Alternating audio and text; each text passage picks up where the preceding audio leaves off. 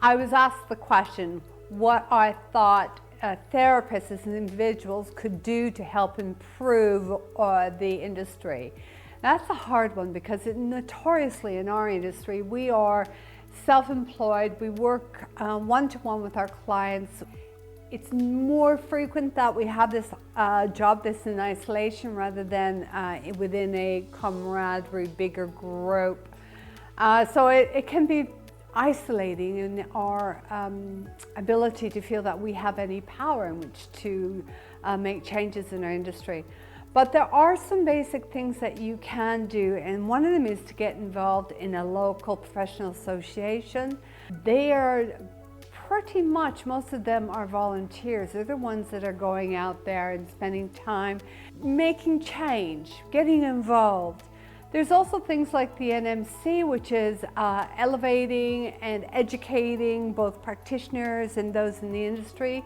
The last one that just recently happened at the Olympia was very, very successful.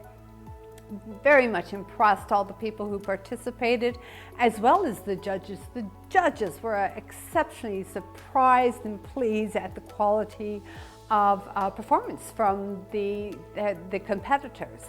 But there's things that you can do locally. You can do talks, that you can go to your health center, your GP. You can do a presentation in your GP office, a 10-minute spiel about the benefits of massage. There are many things that you can do to eliminate some of the preconception about massage and the benefits, and take it away from that dark and seedy reputation that we have had in the past, and bring it out to the quality and the professionalism that we actually are working in right now.